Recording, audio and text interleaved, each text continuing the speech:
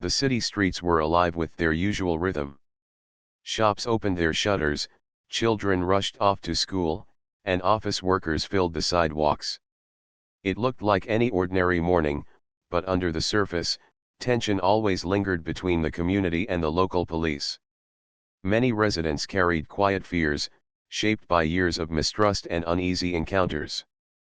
People went about their lives, but in every corner store or small cafe, conversations often touched on how the authorities treated them. Some believed things might change one day, but others had lost faith. Among the officers in the department was one man who had built a name for himself, but not always for the right reasons.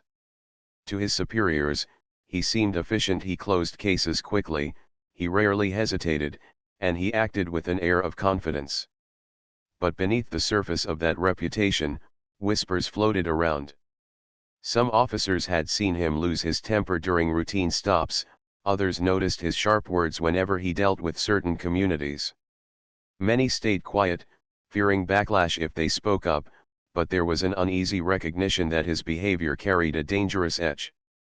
On one morning, a call came into the station about a minor disturbance in a neighborhood park. Nothing serious, just raised voices, some arguments, a typical scene that usually cooled down with time. Dispatch assigned the officer to respond. He drove quickly through the streets, sirens cutting the calm morning air, and pulled up to the park entrance. By then, most people had started dispersing, leaving behind only a few bystanders and one man who had been at the center of the argument. The man was unarmed, standing near a bench, hands visible at his sides, speaking loudly but not threatening anyone. Children on the nearby swings grew quiet, sensing something wrong was about to happen. The officer stepped out of his car, his boots striking the pavement with heavy confidence. He shouted commands in a stern voice, ordering the man to step away and lie down on the ground. The man, surprised and confused, tried to explain that he had done nothing wrong. His voice carried frustration but not aggression. Bystanders, pulling out their phones, began to record. In this age, everyone knew the power of video. The officer grew impatient, his words sharper, his tone rising. The man tried again to speak, raising his hand slightly to show he was unarmed. That gesture, simple and clear, should have brought calm, but instead, it seemed to trigger the officer's anger further. Then came the words. A slur, bitter and heavy, escaped the officer's mouth, slicing through the morning air. The crowd gasped. The man froze, his eyes filled with shock and pain. Before anyone could react, before another word could be exchanged, the officer raised his weapon. In one swift motion, he pulled the trigger. The sound of the shot echoed across the park, silencing everything. Birds scattered from the trees, children screamed, and phones shook in trembling hands as they captured the entire moment. The man collapsed onto the pavement.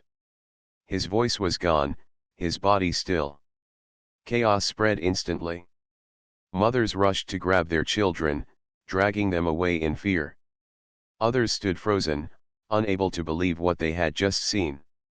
The bystanders who had been recording stared at their screens in disbelief, realizing they had just captured something that would soon shake the entire city. The officer, breathing heavily, looked down at his weapon as though the weight of it had suddenly doubled. Yet on his face was not remorse, but a rigid mask of justification. He radioed in, reporting that he had neutralized a threat, using the words he had likely practiced many times before. But this time, the truth was written in the eyes of every witness, and it lived inside every video that had been recorded. News travels fast, but in the modern world, video travels faster. Within minutes, clips from the scene appeared on social media. The grainy yet powerful footage replayed the same sequence over and over: the officer stepping out, shouting, uttering the slur, and firing his weapon at an unarmed man. It spread from one phone to another, across groups, across the city, until it reached the desks of newsrooms and the screens of millions. Hashtags rose within an hour, demanding answers, demanding justice. The city, which had long held its breath over tensions between police and residents, finally exhaled in outrage. Back at the park, the crime scene tape went up, stretching across the trees and benches where children had played minutes earlier. Reporters rushed to the site, microphones in hand, asking witnesses what they had seen. Their voices were shaky, their eyes wide, but their words consistent. The man had not posed a threat, he had been unarmed, and the officer had crossed a line that could never be taken back. One woman, clutching her phone tightly, replayed the video for a reporter, her voice breaking as she described how quickly it had all happened. The footage showed everything: words, actions, and the deadly shot. There was no editing, no guessing, only the raw truth. At the hospital, the victim's family arrived in tears, learning that he had not survived. His mother's cries echoed down the hallways, her grief heavy enough to silence the nurses and doctors who had tried to help. His brother stood in stunned silence, clenching his fists but unable to speak. They had lost someone they loved in a way that was not only tragic but unjust. For them, the wound was deeper because the world had seen his final moments broadcast for everyone to replay. The officer returned to the station, writing his report with steady hands. He wrote that he had acted in self-defense, that he had seen a threat, that he had no choice. His supervisors read the words carefully, their faces unreadable. Some of them wanted to protect him, to keep the department from scandal, but even they knew the video had changed everything. The city was no longer dealing with just a claim, it was facing undeniable proof. As the sun set on that day, the park remained empty, covered in yellow tape and silence. But outside, the streets filled with voices. Candles were lit on corners, posters held high, chants rising in the night air. The community had witnessed something that could not be hidden, and they would not allow it to be forgotten. What began as an ordinary morning had turned into a spark that would soon ignite a storm. The officer, sitting at his desk, could not know then how far this would go, how many truths would surface, or how completely his world was about to collapse. The city woke up the next morning to a storm of noise, not from thunder in the sky but from voices on every street corner, in every home, and across every social platform. The video of the shooting had spread far beyond the city itself. It had reached millions of eyes across the country, sparking shock, anger, and heartbreak. For the people who lived in the neighborhood where it had happened, it was not just another headline or another case. They had been there. They had watched the moment with their own eyes, heard the officer's words, and seen the shot that ended a life. The park, once a place where children played and families gathered, now stood as a reminder of loss. Candles and flowers appeared along the benches where the man had fallen. Pictures of him were taped to lamp posts, along with messages written in shaky handwriting: "Justice for our brother, gone too soon, we will not forget." Strangers gathered around the memorial, some silent, some crying, others whispering prayers. Parents pointed to the taped signs when talking to their children, telling them gently that the world was not always fair but that people could come together to demand fairness. The officer, meanwhile, was placed on temporary leave as the department announced an internal review. The words sounded cold and formal to the public, especially to those who had watched the video. They wanted justice, not just paperwork and silence. In the department halls, some officers avoided speaking about it, afraid of being caught on the wrong side of opinion. Others whispered their disbelief, wondering how long this time it would take before the truth was either buried or forced to the surface. News reporters filled the streets outside the precinct, their cameras capturing every statement, every move. The family of the victim stepped in front of the cameras, their faces lined with pain but their voices strong. His mother, her voice trembling yet determined, said that her son had been a kind man, that he had been unarmed, and that no family should have to live through what they had seen. His brother added that the video proved what they had been saying for years, that some officers treated people in their community unfairly. Their words echoed through televisions and phones, reminding everyone that this was not just one tragedy but part of something bigger. Protests began that evening. People from different backgrounds walked side by side, holding signs and chanting. Their footsteps beat like drums across the city streets. They did not only demand justice for the victim, but they demanded change for everyone who had been mistreated, for all the names that had been forgotten. The chants grew louder each night, and more people joined, carrying candles, banners, and hope that something would finally shift. At the same time, inside newsrooms, journalists started digging. They searched old reports, asked questions, and listened to community members who shared their stories. Some of these stories pointed to the same officer. Citizens spoke about being stopped without reason, about being spoken to with disrespect, about complaints they had filed that went unanswered. For years, those complaints had been left in dusty folders, unacknowledged. Now, with the video as proof of his behavior, those voices grew stronger. A young journalist in particular found herself drawn into the story. She worked late nights, piecing together timelines of the officer's past, connecting one complaint to another. She began to realize that the incident in the park was not a single mistake but part of a pattern that had been ignored. The victim's friends also refused to remain silent. They organized meetings in community centers, sharing memories of him and pushing others to join the protests. They told stories of his laughter, of his dreams, of the ordinary days he had lived. These stories made people see him not just as a headline but as a human being whose life had been cut short. His co-workers described how he had helped others at work, his neighbors said he always greeted them kindly, and his teachers from years past remembered him as someone with big plans. Each story built a picture that stood in direct contrast to the officer's claim of a threat. Back at the police station, frustration quietly brewed among some of the officers. A few of them had always known that their colleague carried prejudice, that he treated some citizens unfairly, and that he had crossed lines before.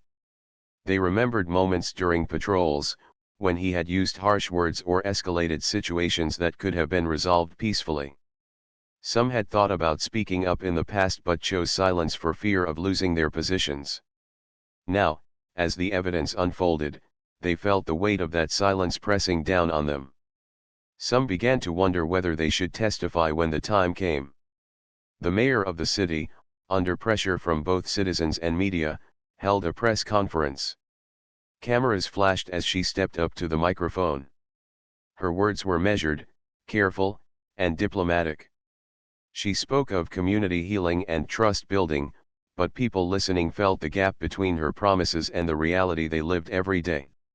Many left the broadcast shaking their heads, saying that words were no longer enough. By the second week, protests spread beyond the city itself.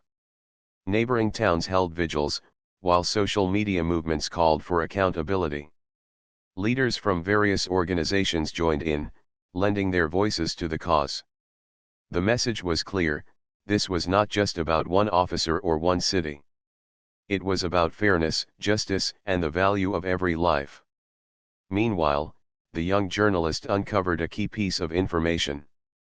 She found records of earlier cases where the officer's actions had been questioned but never fully investigated. One of them involved a teenager who had been stopped and searched without cause.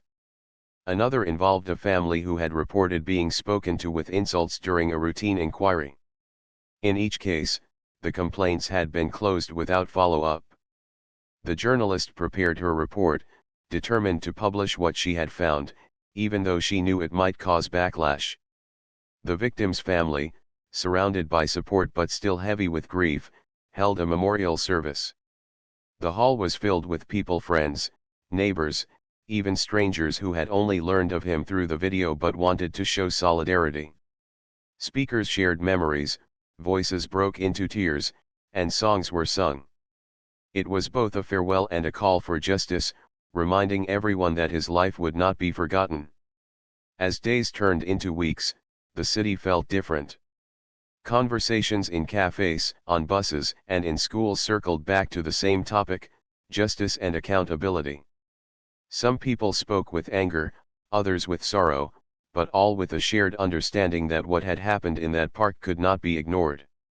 The video had changed the city's heartbeat. It had lit a fire that refused to die out. The officer, isolated in his home while waiting for the investigation, watched the news in silence. His name was on every channel, his face printed on posters. He tried to hold onto his version of the story, but the weight of the evidence grew heavier each day. The once confident officer now sat in the shadows of his own choices, uncertain of what awaited him. And in the hearts of the people, a single question remained: would justice finally be served, or would this be another story that ended in silence? That question carried them forward, fueling their voices, pushing them to demand answers, and preparing them for the long fight ahead. The investigation began with heavy pressure from all sides. The community demanded answers, the media reported every detail, and the department itself struggled under the weight of the scandal. At first, the review board wanted to proceed quietly, as they had often done in the past, but the video circulating online made that impossible. This time, everything was visible. This time, silence could not cover the truth. Detectives were assigned to the case, gathering every piece of evidence from the scene. They studied the body cam footage from the officer, which he had turned on late, leaving out the moments that mattered most. But when they compared it with the bystander videos, the gaps became obvious. The videos from ordinary people captured exactly what had happened, with sound, with words, and with action. They revealed the slur, the raised weapon, and the fatal shot. The evidence painted a very different picture than the report the officer had filed. Witnesses were called in for interviews. One by one, they sat across from investigators and repeated what they had seen. Mothers described how their children had been playing on the swings, only to witness the horror unfold. Teenagers showed the original videos on their phones, unedited and raw. A young man explained that he had stood just a few feet away when the officer pulled the trigger, and he remembered the look on the victim's face, the shock and disbelief before he fell. Their testimonies aligned with the footage, strengthening the case against the officer. Meanwhile, the journalist who had already uncovered past complaints kept digging. She filed requests for records, searched archives, and spoke to people who had previously come forward with accusations. Many of them had lost hope years ago, believing that nothing would change. But now, seeing the public outrage, they felt brave enough to speak again. They described how the officer had harassed them during traffic stops, how he had spoken with harsh and disrespectful language, and how he had threatened them when they questioned him. These stories, collected together, revealed a clear pattern of behavior that had been ignored for too long. Inside the department, tensions grew. Some officers avoided the subject entirely, sticking to their routines. But others began whispering in hallways, admitting that they had seen troubling actions from their colleague in the past. A few decided that they could no longer remain silent. Anonymously at first, they reached out to investigators and reporters, sharing details about incidents that had never been documented. One officer recalled a time when the man had raised his weapon unnecessarily during a traffic stop. Another remembered him mocking citizens in private, showing no respect for the people he was supposed to serve. The wall of silence that had once protected him began to crack. Forensic experts analyzed the weapon, the distance, and the angle of the shot. Their conclusion was firm: the victim had been unarmed, had not made any threatening movement, and had posed no immediate danger. The claim of self-defense grew weaker with each report. Analysts also studied the radio logs, comparing what the officer said during the incident with what was visible in the videos. His words did not match the truth. Where he claimed there was aggression, the video showed calm. Where he described a threat, the footage showed raised empty hands. The contradictions were undeniable. The district attorney's office, feeling the weight of public attention, announced that the case would move forward to trial. It was no longer just an internal review, it was a criminal matter. The announcement sparked cheers in the streets but also warnings that the road ahead would be long and difficult. Many knew that trials against officers often ended without convictions, but still, This step felt like progress. The victim's family prepared themselves for the battle. They hired lawyers, gathered evidence, and worked closely with community leaders. They wanted not only justice for their loved one but also change for the city. They understood that the trial would be about more than one case. It would represent the struggles of many others who had been silenced. Their courage inspired others, and more people came forward with their own experiences, adding weight to the demand for accountability. The journalist's article was finally published. It was long, detailed, and filled with stories of people who had once been ignored. It listed the complaints, the dates, and the patterns of behavior that had followed the officer throughout his career. The article spread quickly, adding fuel to the growing fire. Readers shared it widely, shocked by how much had been overlooked. For many, it became clear that the system had allowed the officer's behavior to continue unchecked for years. As investigators collected more evidence, they also interviewed colleagues of the officer. Some hesitated, fearful of breaking loyalty, but others spoke honestly. They admitted that his behavior had made them uncomfortable, that they had noticed his unfair treatment of citizens, and that they regretted not speaking up sooner. These testimonies were powerful because they came from within the department itself, breaking the image of unity that had once shielded him. The officer, sitting in his home under suspension, grew restless and anxious. News channels replayed the video every day, his name plastered across the screen. He insisted privately to his family that he had done the right thing, that he had been under pressure, but deep down he began to feel the walls closing in. He had faced complaints before, but this time, the evidence was too strong. This time, the truth had too many witnesses. The courtroom slowly prepared for what was to come. Lawyers studied evidence, investigators finalized reports, and judges reviewed motions. Outside the courthouse, citizens gathered with signs, reminding everyone that the case was not just about legal arguments but about human lives. The city buzzed with anticipation, knowing that the trial would become a defining moment in its history.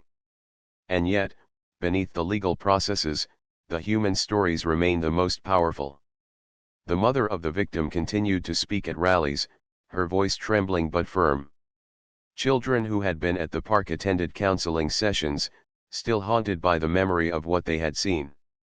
Community members met nightly, organizing marches, writing petitions, and ensuring that no one forgot. The fight for justice was alive not only in the courtroom but in the hearts of the people.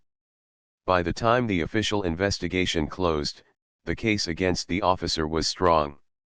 Videos, witnesses, past complaints, expert reports, and testimonies from his own colleagues all pointed to the same truth: he had acted out of prejudice and had used deadly force without reason. His mask of authority had slipped, revealing a pattern of misconduct that could no longer be denied. The city braced itself. The trial was coming. For some, it was a chance to see justice finally served. For others, it was a test of whether the system would truly stand on the side of truth. And for the officer, it was the moment where all his past choices would finally catch up with him, laid bare in the eyes of the world. The courthouse stood tall in the center of the city, its stone walls worn with age but filled with new tension.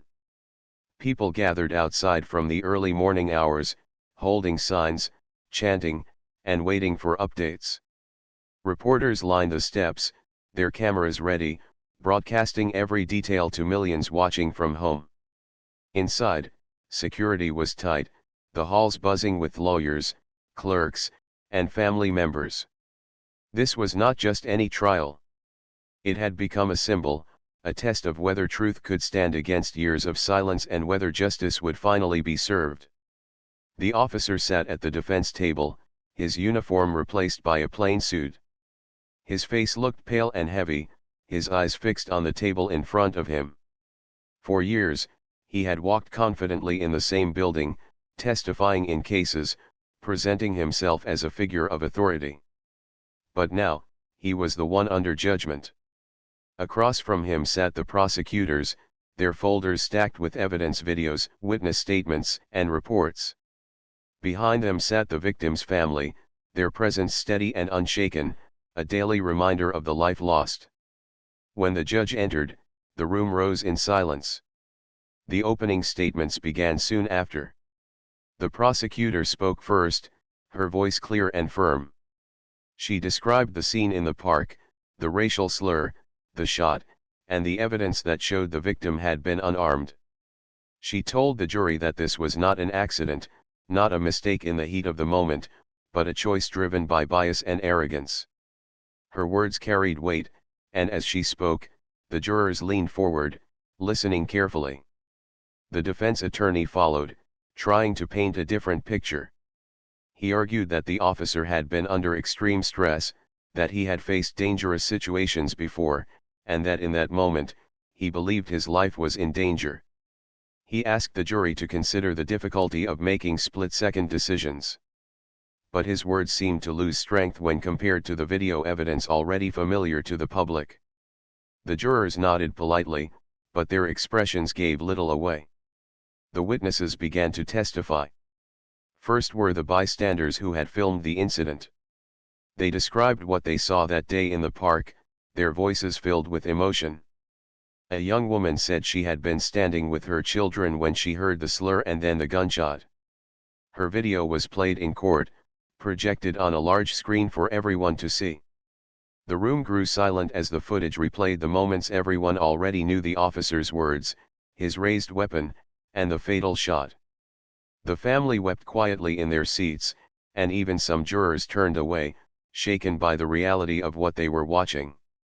Next came expert witnesses. A forensic specialist explained the distance of the shot, the position of the victim's hands, and how the evidence showed he had posed no threat. Another expert reviewed the body cam footage, pointing out the gaps and inconsistencies between what was recorded and what the officer had reported. Each detail chipped away at the defense's claim of self-defense. The prosecutor then presented the officer's past complaints. Though not all could be admitted, several cases were allowed to show a pattern of behavior. Citizens testified about being stopped unfairly, spoken to with disrespect, and treated harshly. Their stories echoed the same theme, that the officer had crossed lines long before the day of the shooting. The jury listened carefully, connecting the dots between the past and the present. The defense tried to counter. They called fellow officers to speak on his behalf, men and women who said he had been a good colleague, that he had done his duty for years. They repeated words like brave and committed, trying to paint him as a man who had made a difficult choice in a tense moment. But the cross-examinations revealed gaps. Some admitted they had never been present during the incidents in question. Others hesitated when asked about his temper and his language. What was meant to be a shield of loyalty began to crumble under the weight of truth. Then came the most emotional moment, the testimony of the victim's family. His mother spoke first, her voice trembling but strong. She described her son's kindness, his dreams, and the pain of losing him in such a cruel way. She said no parent should have to see their child's final moments replayed on a screen for the world. The courtroom grew quiet, some wiping tears from their eyes. His brother spoke next, his voice steady with determination. He said that his family wanted justice not only for their loved one but for every family who had been silenced before. Their words reached beyond the courtroom walls, broadcast to millions, stirring hearts everywhere. The officer was finally called to the stand. The room held its breath as he took the oath and sat down. He spoke slowly at first, repeating his claim of self-defense. He said he had felt threatened, that he had acted to protect himself. But under cross-examination, his story began to unravel. The prosecutor asked him to explain why his account did not match the video evidence. She asked why he had turned on his body cam late, why he had described aggression that was not visible, and why he had used such offensive words before firing his weapon. His answers grew weaker, his voice unsteady. At one point, when asked directly if the victim had a weapon, he was forced to admit that he had seen none. The silence that followed was heavy, the weight of truth pressing down on the room.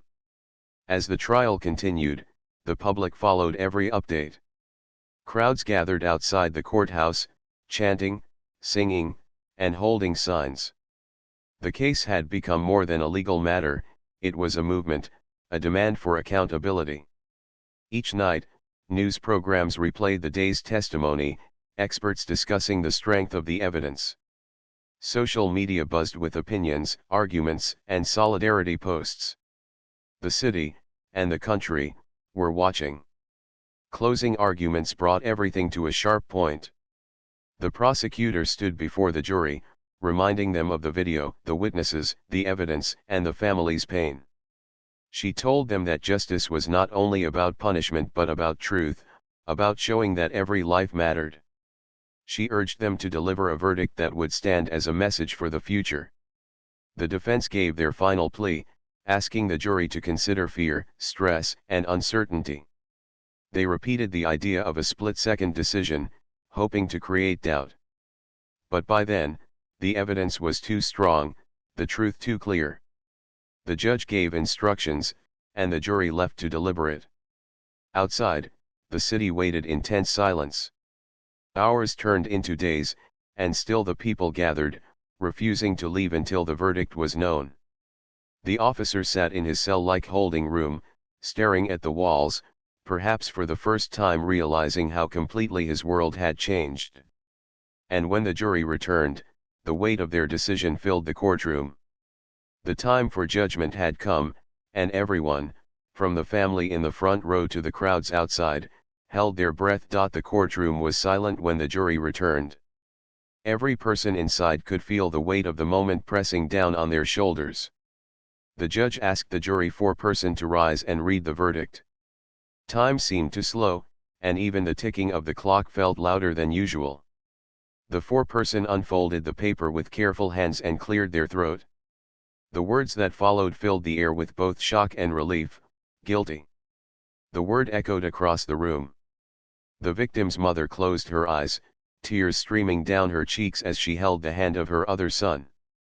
Their grief could not be erased, but there was a sense that the truth had finally been recognized. People in the back rows clasped their hands together, some whispering prayers of thanks, others breaking into soft applause before being hushed by the bailiff. The officer sat still, his face drained of color. For years, he had lived with confidence and authority, but in that single moment, all of it slipped away. Outside the courthouse, the news spread like fire. Crowds that had been waiting on the steps erupted into cheers. People hugged, cried, and raised their signs higher into the air.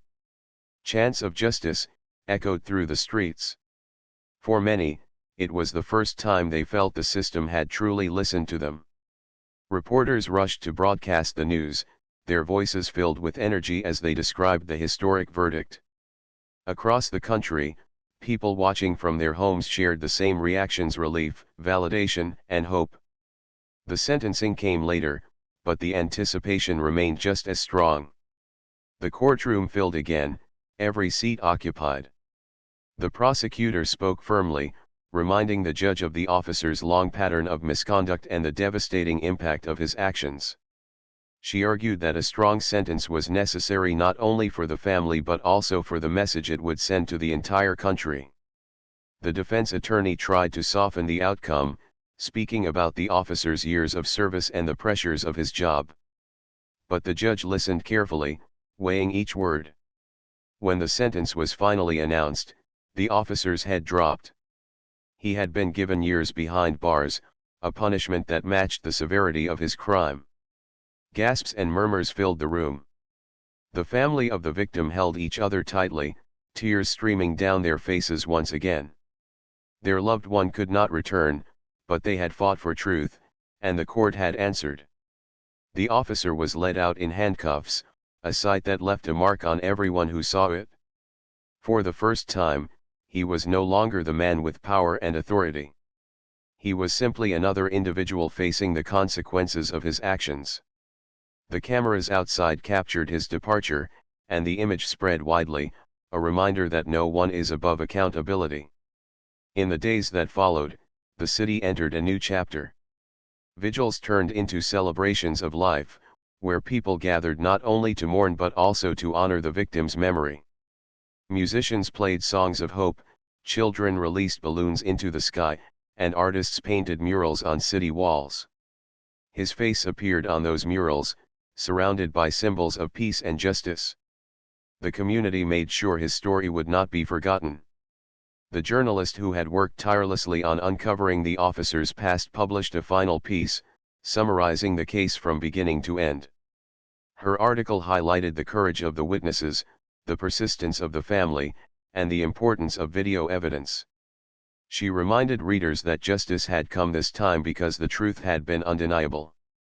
She also pointed out that there were still many voices waiting to be heard, many cases that had never received the same attention. Her words called for continued vigilance and reform. Within the police department, changes began to stir. Training programs were re-evaluated, leadership shifted, and new policies were introduced to increase transparency. Officers who had once stayed silent now felt encouraged to speak up when they saw misconduct. Though change came slowly, the trial had created a crack in the culture of silence. The city's leaders promised to build on that momentum, pressured by the public's ongoing demands. For the family, life after the trial was not easy. Every day, they still felt the absence of their loved one. But they also felt the support of the community, which had stood by them throughout the long fight. They began to speak at schools, churches, and events, sharing their story to inspire others. They wanted people to know that justice was possible, but also that it required unity, persistence, and courage. The community itself grew closer. Neighbors who had once kept to themselves began to form stronger bonds. They organized town meetings, supported one another, and spoke openly about what they wanted for their city's future. What had begun as pain slowly transformed into strength. People carried forward the lessons of the case, determined not to let history repeat itself.